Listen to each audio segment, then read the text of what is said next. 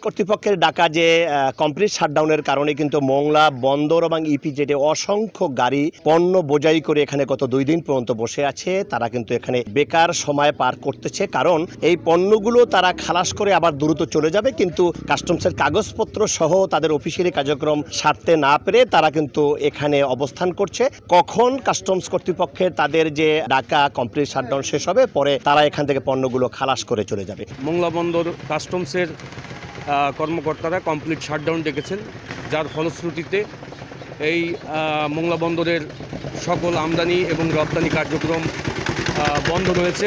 আজ পর্যন্ত আমাদের গাড়ি ইপিজেডে ঢুকলো না। কাস্টমে কি সমস্যা, ওদের কি গন্ডগোল আছে, এই কারণে আমাদের গাড়িগুলো খালি হচ্ছে না। এখানে কয়েকশো গাড়ি আছে, এই কাস্টমের সমস্যার জন্য গাড়িগুলো খালি হচ্ছে না। তবে এভাবে যদি লাগাতার চলতে থাকে তাহলে মোংলা বন্দর ইপিজেড সহ এখানে প্রায় 53টি শিল্প প্রতিষ্ঠান রয়েছে, তাদের কিন্তু বড় ধরনের ক্ষতির সম্মুখীন হবে বলে জানিয়েছে এখানকার সংশ্লিষ্টরা। ব্যবসায়ীরা এর প্রতিবাদে কিন্তু আজকের দুপুরে কিন্তু তারা মানববন্ধন পালন করেছে, তারা বিক্ষোভ করেছে। তাদের দাবি হলো যে এই মোংলা বন্দরকে অচল করার জন্য কাস্টমস কর্তৃপক্ষের একটি পক্ষ মোংলা বন্দর এবং শিল্প প্রতিষ্ঠানকে অচল করার জন্য কিন্তু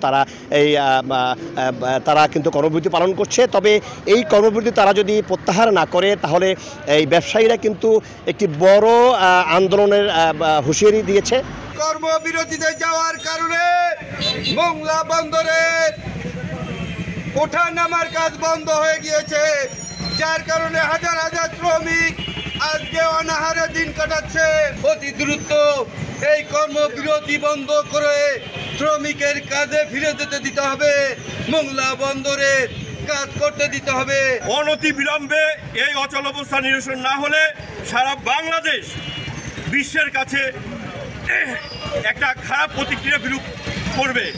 আমরা সরকারের কাছে অতি দ্রুত এটা নিরসনের জন্য আবেদন জানাই। অনতি বিলম্বে কাস্টমসদের উদ্দেশ্যে বলতে চাই, আপনারা কর্মবিরতি প্রত্যাহার করে অনতিবিলম্বে কর্মে যোগদান করুন। অচল অবস্থার সৃষ্টি করবেন না, বন্দরকে সচল তৈরি করুন।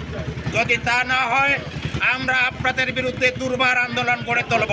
মোংলা বন্দরে জাহাজ বৃদ্ধি হয়, মোংলা বন্দর কর্মচাঞ্চল্য হয়, শ্রমিকরা কাজ করতে পারে, মানুষ কাজ করতে পারে, কিন্তু এই চেয়ারম্যানের কর্মকাণ্ডকে বিভ্রান্ত সৃষ্টি করে গত 2-3 মাসে এই কাস্টম 400-500 কোটি টাকা কম রেভিনিউ আদায় হয়েছে তাদের এই সমস্ত আন্দোলনের কারণে। কাস্টমসের কমপ্লিট শাটডাউনের কারণে কিন্তু এই পণ্যগুলো এখান থেকে ইম্পোর্ট এক্সপোর্ট কোনোটাই হতে পারছে না।